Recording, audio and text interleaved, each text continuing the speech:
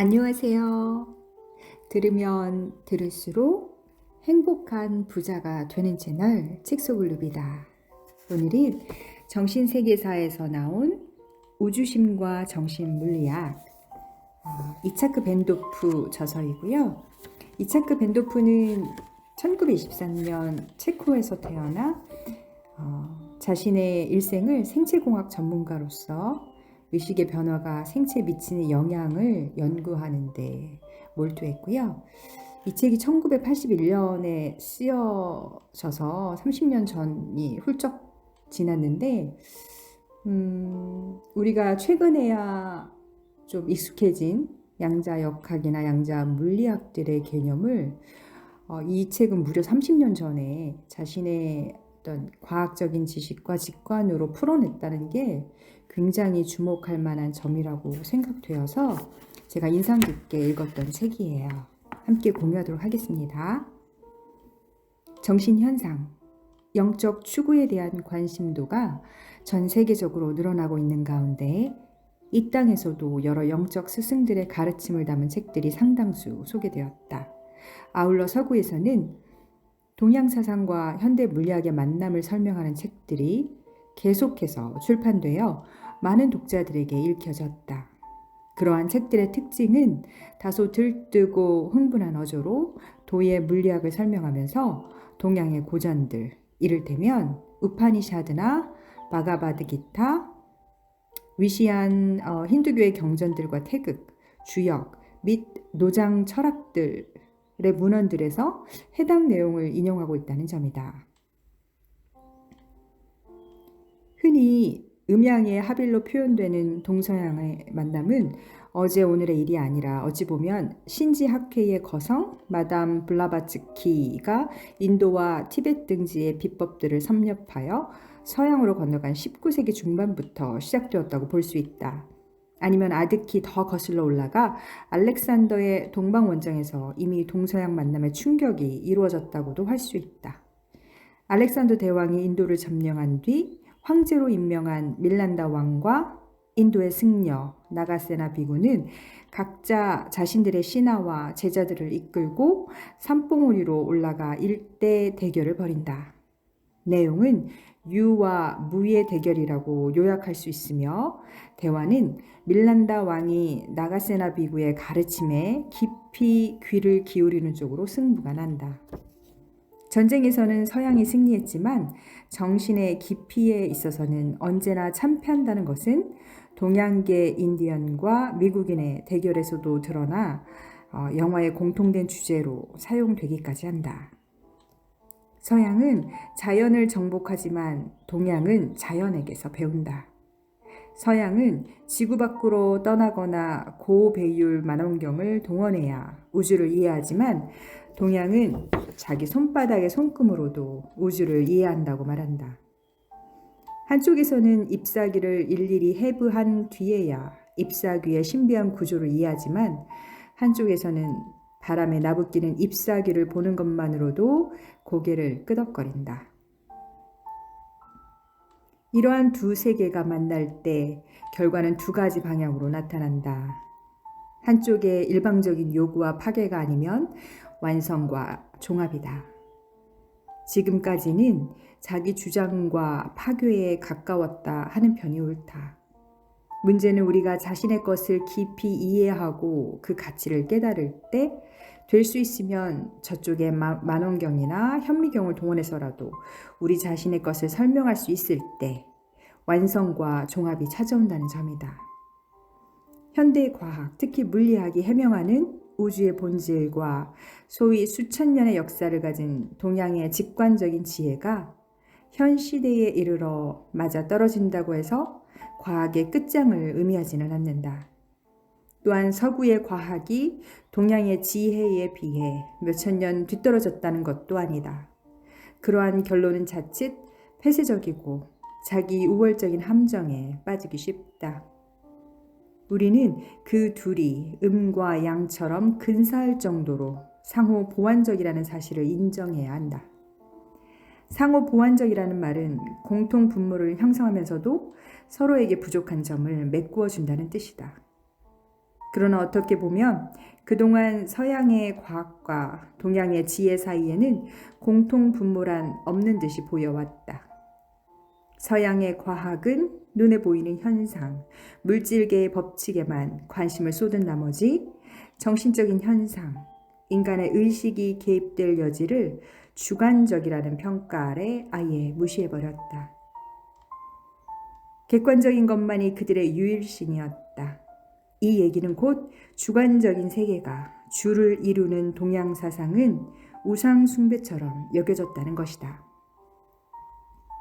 그래서 그러한 교육을 받아온 우리들 역시 남의 주관적인 체험은 오로지 미신이고 환상이고 뜬구름 잡는 이야기로만 업신여겼다. 서구의 과학으로 입증되지 않는 것은 실지하는 것이 아니고 과학으로 입증된 것은 실로 누구나 우러러보고 꼼짝 못할 것으로 여겨온 것이 사실이다. 그래서 흔히들 어떤 것의 타당성을 주장할 때 우리는 그것이 대단히 과학적임을 증명하느라 온갖 수치와 도표를 동원해왔다. 그런데 사정이 달라졌다. 지극히 주관적이고 비과학적인 세계를 저쪽 서양의 과학자들이 인정하기 시작한 것이다. 비단 과학자들이 아니더라도 서양인들은 동양의 지혜, 동양적인 세계관, 동양적인 예언 등에 매혹된 듯 보인다. 해마다 동양적인 명상과 문헌과 풍물을 찾는 인구가 늘어나고 있다. 그 여파로 우리는 다시 들뜨기 시작해서 불교의 공과 마야와 우리의 태극 사상이 과학적으로 입증되고 있다는 것에 대단한 자부심을 갖게 된 듯하다. 반면에 대대로 동양물을 먹고 살아온 우리는 어떠한가? 과연 저들이 그렇게 매혹되는 동양적인 지혜가 우리에게 남아있는가? 문화의 교류가 시작된 이후 우리는 어쩌면 어설픈 과학 지식에만 점수를 준 나머지 직관이나 통찰력을 많이 잃어버렸는지도 모른다. 그러면서 우리의 정신적이고 영적인 환상들은 그것들이 과학적이지 않다는 이유 때문에 실제로는 과학적이지 않은 게 아니라 과학이 아직 거기까지 미치지 못한 것임에도 마구 천대를 받아왔다. 다들 그렇게 하는 것이 합리적이고 이성적인 행동이라고 생각했다. 사정은 현재에도 그다지 달라지지 않았다. 아직까지도 과학은 우리에게 있어서 강력한 신이다. 우리는 좀채로 과학 너머의 세계를 바라보려 하지 않는다. 이 책은 간단히 말하면 과학으로 설명한 정신현상이다. 아니면 과감히 과학 너머의 세계를 바라보는 한 과학자가 깨달은 우주의 법칙, 새로운 우주 모형에 관한 학설이라고 할 수 있다. 좀 더 전문적으로 말하면 물질계와 정신계 양 차원을 포함하는 통합 정신 물리학 방면의 책이라고도 할 수 있다. 그렇다고 해서 저자는 섣불리 동양 사상의 영역으로 뛰어들어 두 세계의 종합을 꾀하지는 않는다. 실제로 동양 사상에 관한 이야기는 티벳 승려의 말을 인용한 귀절 한 군데 외에는 전혀 언급조차 없다. 그렇지만 책을 읽어가노라면 우리는 마치 이 책이 동양의 한 현자가 과학적인 언어를 빌어 자신의 가르침을 펴나가는 듯한 착각에 빠질 때가 있다.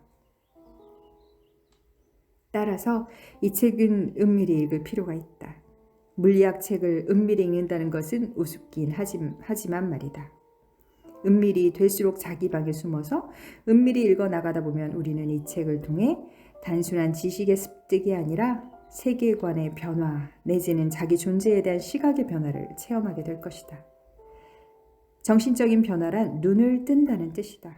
무지에서 눈을 뜨는 것일 수도 있고 선입견과 편견에서 눈을 뜨는 것일 수도 있다.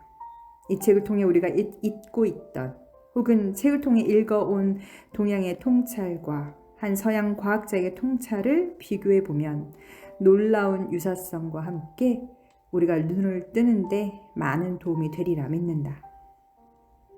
이 책에서는 그동안 물리학에서 터부시해온 정신현상, 이를테면 창조주의에 관한 몇 가지 고찰, 우주 창조 과정, 윤회설, 심령현상, 텔레파시, 천리안 등에 관한 문제를 다루고 있다. 또한 우주심, 우주의식, 자연 정령, 쿤달리니와 차크라 현상, 명상과 요가와 호흡 수련의 효과 등에 대한 설명이 물리학적인 바탕 위에 상세하게 설명되어 있다. 그리고 무엇보다도 그동안 논란의 대상이 되거나 아예 무시당해온 물질계 밖의 다른 차원들, 이를테면 아스트랄계, 멘탈계, 영계, 절대계 등을 포함하는 새로운 우주 모형이 이 책 전반의 토대를 이루고 있다. 그러나 이 책의 가치를 한마디로 말한다면 우리에게 우주와 생명 자체에 대한 새로운 시각과 전체적인 존재관을 설득력 있게 요구한다는 점이다. 각 생명체의 활동은 아무리 작은 것이라도 우주 전체에 중대한 영향을 미치며 심지어 머릿속의 생각까지도 다른 생명체에 영향을 준다는 인식을 심어주고 있다. 우리가 독립된 별개의 존재들이 아니라 원자에서 은하계까지 한 조직체를 구성하고 있는 상호 연결된 구성원들이며 각 구성원들의 간섭 현상에 의해서 삼라만상이 꾸려져 나가고 있음을 이 책은 보여주고 있다.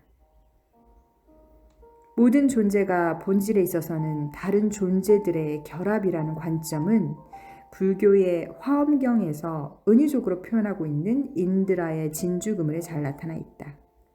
인드라의 하늘에는 하나만 봐도 나머지 전체 보석의 영상이 모두 보이게 되어 있는 진주그물이 있나니 이것은 세계 속의 어떤 물체라도 그 자체로서 독립적으로 이루어진 것이 아니라 나머지 모든 물체들과 연관되어 있으며 그 물체가 곧 다른 모든 물체임을 뜻한다. 물론 이러한 관점은 비단 화엄경뿐만 아니라 우리의 천부경이나 한담공의를 비롯 노자, 장자를 위시한 동양의 지혜 속에는 얼마든지 있다. 그런 의미에서 이 책은 미지의 세계에 뛰어들기를 즐거워하는 모험적인 과학도뿐만 아니라 영적인 추구를 하는 모든 이들에게 일독을 권할 만한 책이다. 책은 어디까지나 책이지만 그래도 훌륭한 책은 무작정 구세주 행세만 하는 스승들보다는 훨씬 값지다. 우리가 어떤 길을 걷든 같은 목적지에 도달한다는 것은 참으로 신비로운 일이다. 이런 이야기가 있다. 마을 사람들이 어느 날 한 장소에 모여 종교와 신에 관한 열렬한 토론을 벌였다. 결론이 나지 않자 대화 도중 내내 침묵을 지키고 있던 농부 하나가 이렇게 말했다. 우리가 모카솜을 따서 산 너머 도시로 팔러 가면 그곳의 상인들은 우리가 어떤 길을 통해 산을 넘어왔는가를 묻지 않고 모카솜의 질을 따질 뿐입니다. 우리 두 역자는 애초부터 함께 이 책의 공역을 시작한 것이 아니다. 제각기 공부해 나가는 과정 중에 이 책을 발견하여 그 가치를 깨닫고 우연히 각자 번역에 들어가게 되었다. 그러다가 번역이 다 끝나 서로 다른 출판사에서 출판하기 직전에 우리 두 사람은 번역이 중복된다는 사실을 알았다. 우리는 한 권의 책을 양쪽 출판사에서 동시에 출간하기보다 이 책을 통해 서로 터득한 지식을 합쳐 공역 출판하기로 동의했다. 그래서 다시 시일을 앞두고 두 원고를 대조하여 새로운 번역 원고를 만들었다.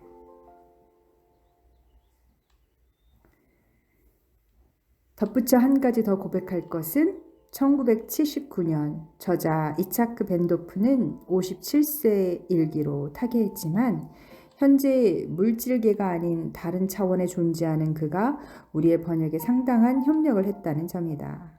단어 하나, 문장 한 줄마다 우리는 보이지 않는 존재, 육성으로는 들리지 않는 목소리의 협력을 받았다. 그러면서 새삼 존재가 불멸불사이며 단지 차원의 형태를 바꾸어가며 진화, 윤회해갈 뿐이고 아울러 우주와 자연계 속의 모든 존재는 협력자가 되어 서로를 돕는다는 사실을 우리는 깨달았다. 본문에서도 말했다시피 그 협력자들의 간섭 현상이 없었더라면 이 책의 번역은 불가능했으리라.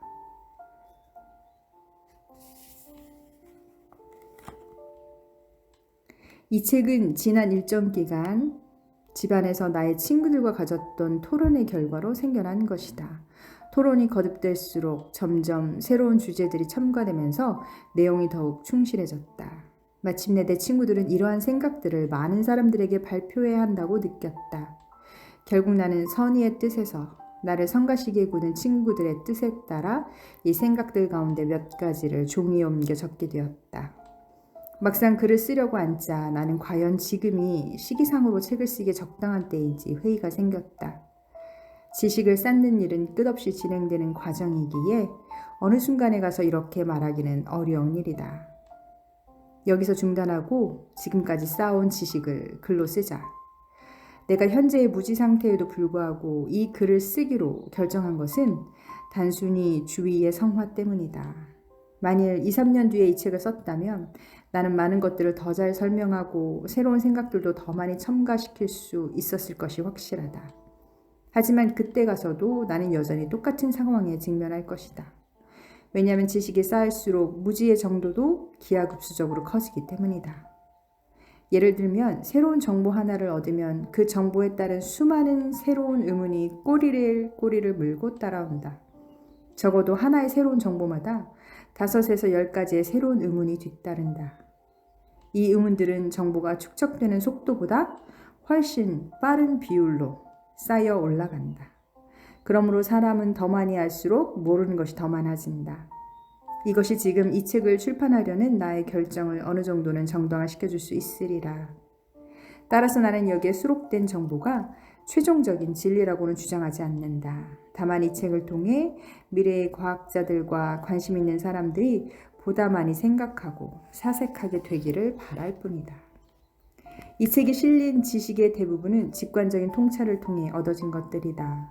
물론 합리적인 근거가 없는 것은 그러한 식으로 정당화시키려는 것이 아니다. 하지만 우주의 모양과 그 창조 과정을 설명하려 들 때 합리적인 근거를 얻기란 매우 희박하다. 왜냐하면 아직 과학적 사실로 충분히 인정되지 못한 주제들을 다루는 것이기 때문이다. 이 책에서는 주로 개인의 직관이나 주관적인 체험의 안내를 받아가면서 이러한 주제들을 다루어 나갔다. 이 책은 모든 연령층의 젊은 사람을 위해 쓰여진 책이다. 여기서 젊다는 것은 표준식 교육과정에 의해 상상력이 고갈되어 버리지 않은 사람을 말한다. 개미들이 굴을 파는 방식에, 뱀의 서늘하면서도 우아한 자태에, 또는 길가에 핀 한 송이의 꽃의 아름다움에 아직도 경외감을 느낄 줄 아는 이들을 위해 이 책을 썼다.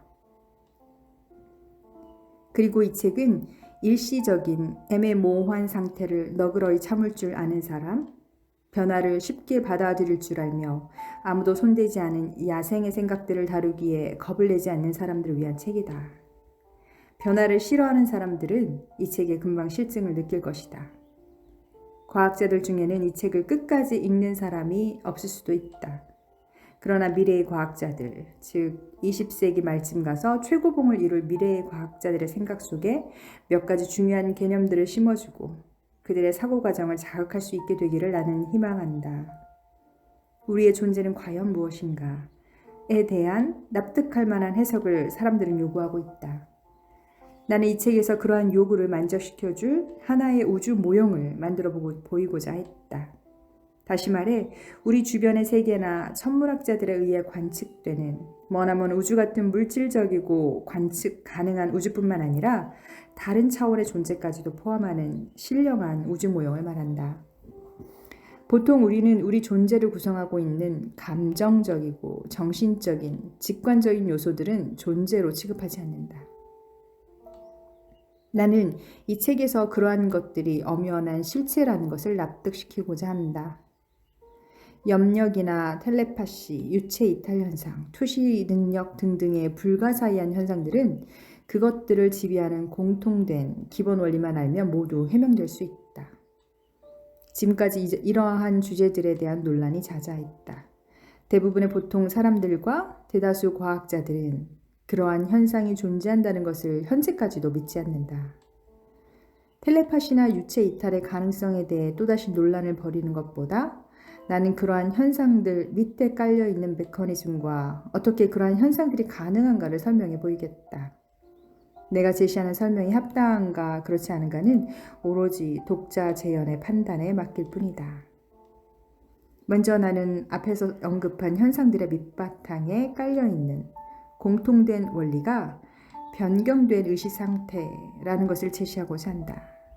변경된 의식상태에서는 정상적인 상태에서 경험하기 어려운 차원을 경험할 수 있다.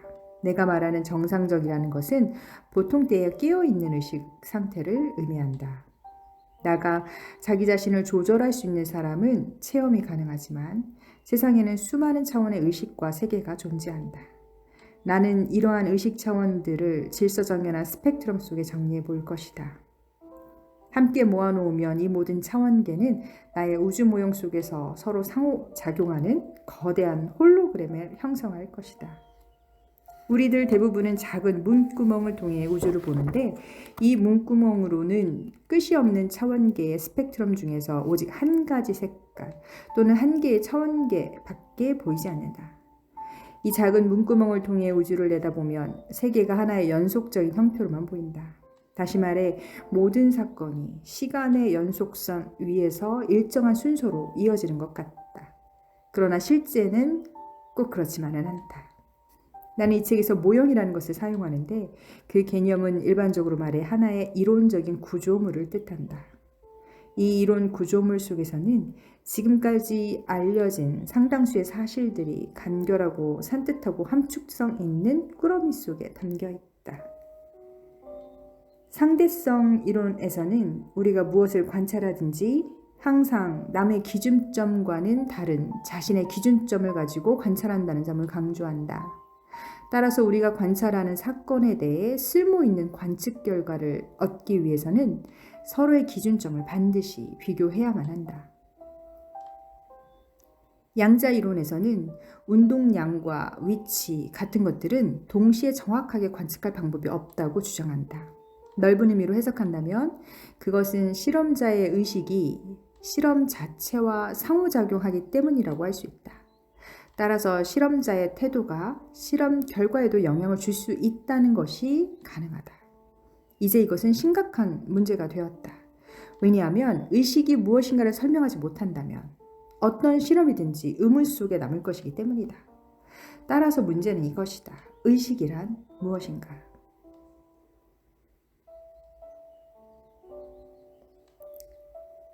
공통된 용어를 사용하기 위해 나는 과학에서의 몇 가지 기본 개념, 이를테면 소리나 빛의 파동의 성질, 나중엔 홀로그램 같은 것들을 사용해야만 한다. 이러한 성질들을 설명하면서 나는 가능한 소화하기 쉽고 간단하게 하려고 노력했다. 나는 될수록 간단한 예들을 통해 자연계의 작용 법칙을 독자에게 설명해야 한다. 그리고 이 예들은 결론 개념을 이해시키기에 무리가 없고 완벽해야 한다. 생명 현상의 주된 특징은 생명은 아래로 내려가려는 사물들의 경향과 반대로 작용한다는 것이다. 다시 말해 높은 질서를 갖추고 있는 하나의 조직체는 사용 가능한 에너지를 소모시키면서 무질서 상태로 내려가려는 일반적인 경향이 있다. 사람의 신체를 예로 들어보자. 생명을 유지하기 위해서는 우리는 먹어야 한다. 그렇다면 우리는 무엇을 먹는가? 우리는 동물이나 채소 또는 여러 가지 무기물 식품을 먹는다. 그러면 이러한 것들은 어디서 오는가?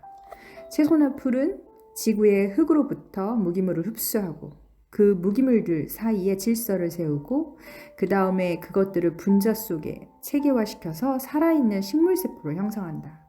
그런 세포들 중에 어떤 것은 우리의 소화기관으로 소화가 가능하고 어떤 세포는 그렇지 않다. 인간과 초식동물은 식물을 먹어 더 복잡한 분자, 즉 동물성 단백질로 전환시킨다.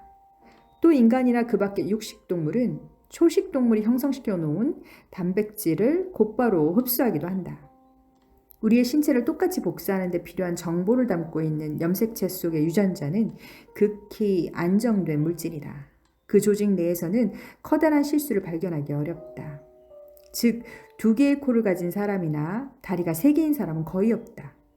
우리의 신체적인 특징은 아주 세부적인 사항까지 염색체 안에 잘 보관되어 있고 그곳에선 매우 높은 질서와 안정성이 유지되고 있다. 이러한 사실은 생명이 임의의 무기질물을 흡수하여 매우 안정된 구조로 조직화시키고 그 질서를 오랜 기간 동안 유지하는 방식을 보여준다. 우리가 죽으면 어떤 일이 일어나는가? 조직화된 생명 에너지는 떠나가고 우리의 신체는 빠른 속도로 분해되기 시작한다. 우리의 귀중한 정보 전달 물질인 단백질은 3일 이내에 아주 고약한 냄새를 풍기는 물질로 분해된다. 시간이 지남에 따라 이 물질은 훨씬 더 단순한 물질로 분해된다. 그렇게 해서 우리는 대지에서 빌려온 물질들을 되돌려주는 것이다.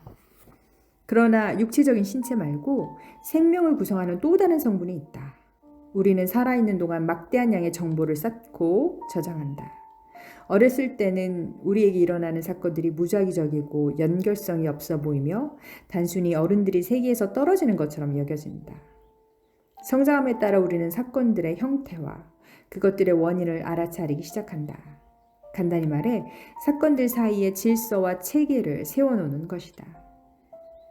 이렇게 질서를 잡아놓고 체계화시키는 과정은 생명력이 임의의 무기물질을 흡수하여 하나의 살아있는 신체로 체계화시키는 과정과 비슷하다.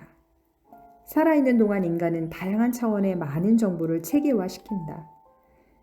감정적인 정보가 형성되고 정신적인 정보가 형성되고 그 밖에 많은 정보들이 형성된다. 이 정보 다발을 어떤 사람은 두뇌가 저장하고 있다고 주장하겠지만 그것은 물질이 아니다. 물질이 아니라 그러한 정보로 이루어진 또 다른 신체이다.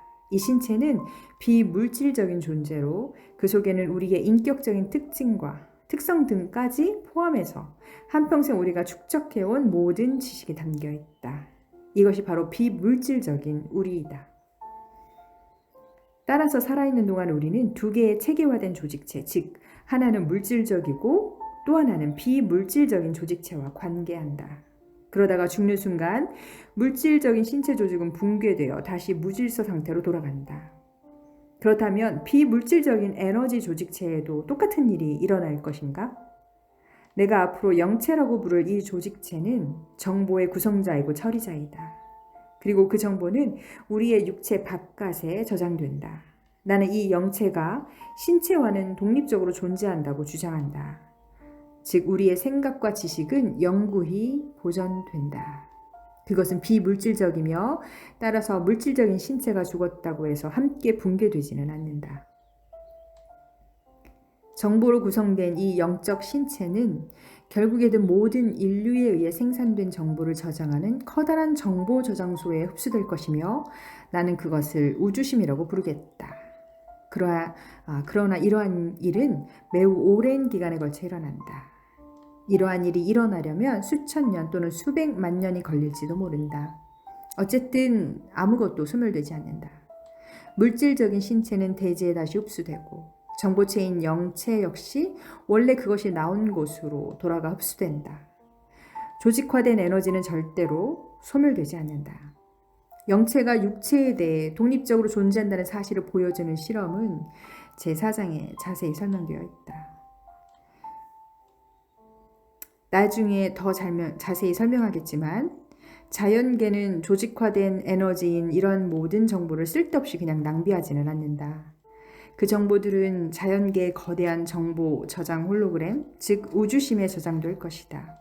우리가 과거의 전생들을 기억하지 못하는 것은 일종의 자기보호 메커니즘 때문이다. 이 자기보호 메커니즘이 우리가 잠재의식 깊은 곳에 묻혀있는 자료를 꺼내는 것을 막고 있는 것이다. 지난 몇 년 동안 심리현상에 관련된 분야들이 크게 늘어나는 것을 우리는 목격하여 왔다. 그러나 아직 대부분의 사람들은 소위 기린 증세라는 것에 시달리고 있다. 기린 증세란 이런 것이다. 어느 화창한 날 한 나이 먹은 시민이 동물원에 놀러 갔다. 온갖 신기한 동물들을 구경하면서 거닐다가 그는 문득 자기 앞에 서 있는 거대한 다리 한 쌍을 보게 되었다. 그 다리의 주인공이 어떤 동물인가 보려고 고개를 쳐들어 위를 바라보았더니 다리에 연결된 동물의 아랫배가 보였다. 그래서 더 높이 올려보았더니 끝없이 긴 계속해서 목이 이어지다가 구름 속 어디엔가 아련히 동물의 머리가 보이는 것이었다. 세상에 이럴 수가. 라고 외치며 그는 이런 일은 불가능해. 이런 동물이 있을 수 없어. 라고 말하면서 그 기린에게서 등을 돌려 기린에게는 눈길 한번 주지 않고 서둘러 걸어가 버린다. 대부분 사람들은 논쟁이 일고 있는 문제에 부딪히면 이렇듯 기린 증세를 보인다. 매우 진취적인 정신을 가진 몇몇 사람을 제외하고는 특히 과학자들에게 그런 증세가 심하다. 문제는 그들이 아주 작은 문구멍으로만 세상을 보면서 방 안에서 편안히 안주해 있기를 바란다는 데 있다. 기린이 그들의 문구멍으로 보기에 너무 크다 싶으면 그들은 그런 기린은 존재하지 않는다고 판정을 내려버린다. 그러니 기린에게는 참으로 안 된 일이다. 다행히도 내가 여러 현상으로 구분해 놓은 의식의 다양한 차원들은 우리가 쉽게 체험할 수 있다. 따라서 기꺼이 시간과 노력을 투자할 의사가 있는 사람은 내 설명에 의존할 필요가 없다. 동물원으로 가서 자신이 직접 확인하면 된다. 제1장 소리, 파동, 그리고 진동, 리듬 편승. 어느 은은한 여름날 밤 숲에서 깜빡이는 반딧불을 보러 나갔다고 상상해보라. 처음에는 깜빡거림이 제 각기일 것이다. 그런데 얼마 안 가서 그 깜빡거림들 사이에서 하나의 질서가 만들어질 것이다. 잠시 후 우리는 숲 전체의 반딧불들이 일제히 불을 켰다가 껐다가 하는 현상을 목격하게 될 것이다. 이러한 현상을 리듬 편승이라고 한다. 또 다른 예를 하나 들어보자. 라디오나 텔레비전에 흔히 사용되는 전기 형태의 진동자가 달린 전기 회로를 만들어 놓았다고 하자. 그런데 우연히 서로 맞붙어 있는 진동자들이 비슷한 진동수로 진동하고 있다고 하면 얼마 안 가서 두 진동자가 어느 한쪽의 진동수에 맞추어 똑같이 진동하고 있는 것을 보게 될 것이다. 대개는 진동이 빠른 진동자가 느린 진동자를 자기 쪽의 속도에 맞추게 한다. 여기서 다시 자연계는 비슷한 진동수를 가진 것들이 두 개 혹은 여러 개 있으면 그 작은 차이를 고집하기보다는 함께 보조를 맞추어 같이 진동하는 것이 훨씬 경제적이라는 사실을 잘 알고 있다는 것이 드러난다. 리듬 편승의 주된 효과는 자연계에서 일어나고 있다. 우리의 생체 리듬은 빛의 영향을 받으며 어느 정도는 중력의 영향도 받고 있다. 빛과 중력, 이 두 가지가 가장 분명한 요소이다. 그러나 현재로는 명백히 밝혀지지 않았지만 자기, 전자기, 대기, 그리고 지구 물리학적인 효과도 우리에게 영향을 미친다. 우리는 대개 낮에 깨어있고 밤에 잠이 든다. 문명화된 인간들보다 짐승이나 새들은 잠들고 일어나는 사이클이 빛과 어둠의 사이클과 더욱 밀접하게 연결되어 있다. 그러나 우리 인간은 인공적인 빛을 발명하여 빛과 어둠의 사이클을 마음대로 변화시킬 수 있다. 하지만 비행기를 타고 몇 시간대를 뛰어넘어 다른 나라로 여행을 하는 경우처럼 우리 몸의 생체 시계를 움직이는 빛과 어둠의 사이클이 급격히 변화했을 때는 우리의 생체 리듬이 간섭을 받아 하루나 이틀 동안은 새로운 환경에 적응하지 못한다. 일리노이주의 에반스턴에 있는 노스웨스턴 대학의 교수 프랭크 브라운 2세는 아주 흥미로운 실험을 한 적이 있다. 동물의 생체 리듬에 영향을 미치는 요인들을 알아내기 위해 그는 몇 개의 살아있는 굴을 동서방향으로 수천 마일이나 떨어진 롱 아일랜드 사운드에서 자기의 실험실까지 배에 실어 옮겨왔다. 굴은 바닷물로 채워진 불투명한 상자 속에 넣어진 채 운반되었다. 도착해서도 햇빛을 받지 못한 채 실험실에만 갇혀 있었다. 첫 번째 실험에서 굴은 롱 아일랜드 사운드의 조수에 맞추어 입을 열었다 닫았다 했다. 그런데 약 2주일 만에 굴은 리듬을 받고 시작하더니 잠시 후엔 일리노이주의 에반스턴에서 뜨고 지는 달의 주기에 정확히 맞추어 입을 열고 닫기 시작했다. 이 경우에 우리는 굴이 분명히 달의 중력에 의해 리듬 편승하고 있다는 것을 알 수 있다. 하지만 리듬 편승하고 있는 것은 이 지구의 작은 생명체인 우리들뿐만이 아니다. 거대한 행성들과 별들 자체도 자기들의 태양 주위를 돌면서 리듬 편승되고 있으며 공명 체계를 발달시키고 있다. 작은 행성들은 태양의 인력에만 영향을 받는 것이 아니라 큰 행성의 중력장에도 강하게 영향을 받고 있다. 따라서 소행성들은 두 주인의 가락에 맞추어 춤을 춘다고 할 수 있으며, 그래서 소행성들은 자기에게 힘을 미치는 두 개의 천체의 음악에 맞추어 춤을 춘다. 그것들은 공명하는 궤도 속으로 들어가 크게는 태양을 돌면서 작게는 자기의 지구 둘레를 도는 것이다. 이 장에서 설명한 현상들은 모두가 주기적이고 반복적인 성질을 가진 것들이다. 처음부터 우리는 하나의 일반적인 법칙을 만들어 나갔다. 즉, 리듬 있는 어떤 운동이 일어나면 그것은 주위 환경에 영향을 미친다는 것이다. 그 주위 환경이 공기든 물이든 고체든 전자장이든 중력장이든 마찬가지다. 공기나 물 혹은 고체일 경우에는 이러한 진동은 우리의 가까운 환경에만 영향을 미칠 것이고 우리는 그것을 소리, 파동이라고 부른다. 만일 우리가 전자장이나 중력장을 흔들면 그 떨림은 무척 빠른 속도로 무한정 멀리까지 전달될 것이다. 여기에도 우리는 소리라는 단어를 적용시킬 수 있지만 이 소리는 다른 소리와는 달리 빛의 속도로 여행할 것이다. 우리 자신은 실제로 이런저런 소리를 통해 우주 전체의 모든 생명체와 연결되어 있다고 할 수 있다. 왜냐하면 우리 모두는 일종의 진동체이며 그 속에는 어느 것 하나 고정되고 정지해 있는 것이 없기 때문이다.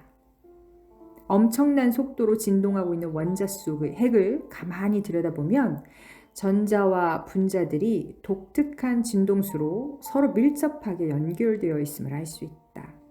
물리의 특성을 결정짓는 가장 중요한 요소는 진동 에너지인 것이다. 우리가 어떤 생각을 하면 우리의 두뇌는 주기적인 전기 흐름을 발생시키며 전기 흐름이 생기면 자연히 자장이 형성되어 이들은 빛의 속도로 우주 공간으로 멀어져 간다. 우리의 심장에서 발생하는 전파나 소리도 마찬가지다. 이것들 모두는 거대한 간섭 무늬를 형성하면서 퍼져나가 지구에서 멀어져 간다. 물론 이것들은 매우 약하긴 하지만 분명히 존재한다. 우리의 신경 조직이나 세포 조직이 더 섬세하게 동조되어 있을수록 일반적인 소음이나 소리의 뒤범벅 속에서도 우리는 더 분명하게 의미 있는 신호를 수신할 수 있다. 우리가 소위 동조된 진동자의 조직을 가지고 있을 때는 매우 미약한 신호까지도 수신할 수 있다. 실험을 통해 보았듯이 진동수가 비슷할수록 공명 체계를 유지하는 데 훨씬 적은 에너지가 필요하다. 우리의 지구 자체도 태양계 전체를 채우고 있는 플라즈마의 충격파를 발생시키고 있다. 이 충격파는 다른 별들에 의해 생긴 충격파들과 상호작용하면서 행성과 별들 사이에 공명을 일으키고 있다. 결론적으로 말해 우주의 모든 생명들은 한 가지 공통된 요소 위에 기초하고 있는데 그것은 바로 주기적인 변화 혹은 소리이다. 우리의 감각은 이들 서로 다른 소리에 상호 연결되어 반응하고 있다. 그러나 우리는 언제나 한 가지 소리와 다른 것을 비교하고 있을 뿐이다. 우리는 오직 소리의 차이만을 인식할 뿐이다.